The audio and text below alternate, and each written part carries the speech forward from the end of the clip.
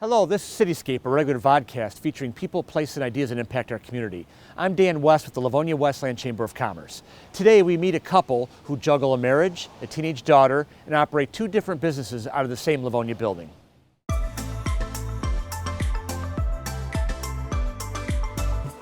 Vanessa and Ron Garmo will celebrate their 20th wedding anniversary this year by watching their daughter Elena play high school hockey and running two businesses out of the same building on 8 Mile Road where they've been stationed for the last 11 years.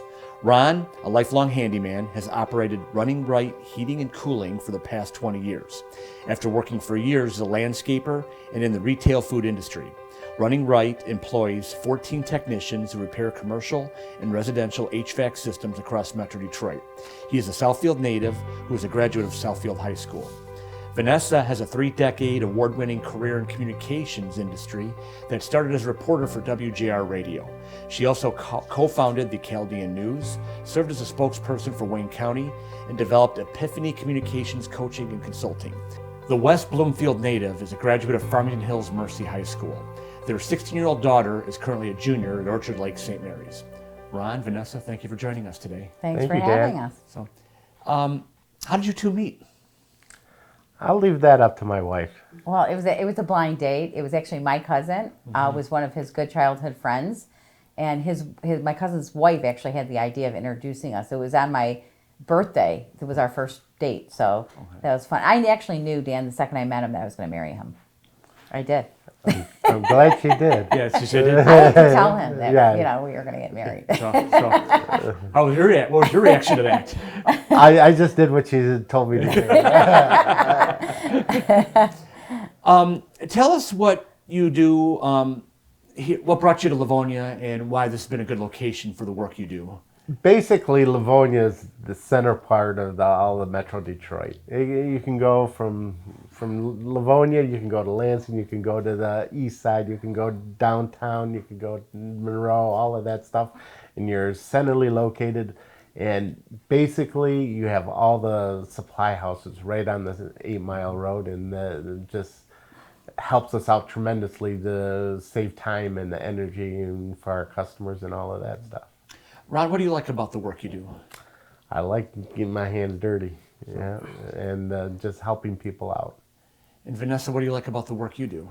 I like helping people out. You know, what I do is I help clients have like those aha moments, epiphany moments, whether I'm doing communication strategy work or I'm coaching them in leadership and professional development. I love seeing my clients say, "Oh my gosh, I get it," or "Aha, this is where I need to go," or "This is what I need to do for my own personal professional development, my own company." So I love to see their excitement, and us accomplishing their goals. All right, you guys work in the same place, you live in the same place. Talk about that work-life balance and how you balance your personal and professional lives. Well, thank God he's on the road a lot, Dan. Ron's physically not in the office like I am. I'm at a computer all day, and we're on the air because I have a radio show too. So he's out and about. He's with customers. He's checking on the guy's work. He's on site. So I think that helps a lot. We're not kind of in each other's face. Sometimes when I was here a lot and he was here a lot, there would be a little, bickering or, sometimes you have to distance yourself sometimes, I think, for peace. So I assume you support being on the road and there's a value to that? Yes, it does. A little time away is always good. You got to have some... Even if it's 5 minutes. For each other, right? Yes, exactly. Yeah. Vanessa, you had an interesting story about growing up with your dad and what it led to. Yeah, so my dad was not a big air conditioning fan. He liked heat, and he grew up in the Middle East, so it was always hot.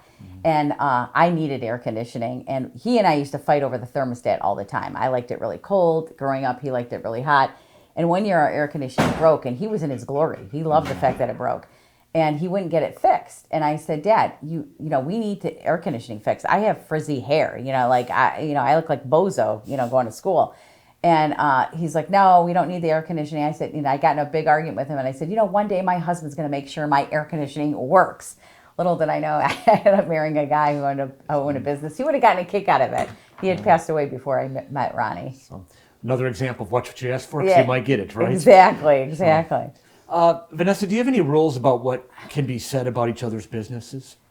Ronnie doesn't know as much of my business as I do his business. I've had to learn a lot about heating and cooling. And, because I don't know the business as well as he does, I kind of interject sometimes where I think we should do things differently from marketing and communications but when it comes to price pointing, I don't know that stuff. I mean, that's not my area of expertise. When it comes to sometimes, the work we're taking on, I'll interject, and sometimes I'm right and sometimes I'm not, but I respect it because it's his industry. But, I think we're pretty good about, helping each other out. Sometimes I'll throw ideas at him like, hey, do you think I should do this with a client, or what do you think about this? And he'll say yeah or no, but I think we're pretty respectful of each other's companies. Ron, how'd you I think she's right on.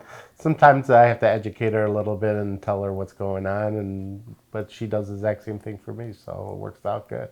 Yeah. I know many immigrant families that immigrate here, by that alone is a risk taker. So obviously being an entrepreneur is a risk taker. And Vanessa, you deal with a lot of businesses, people in the Chaldean community and not. Talk about, I guess, the risk taking that goes on.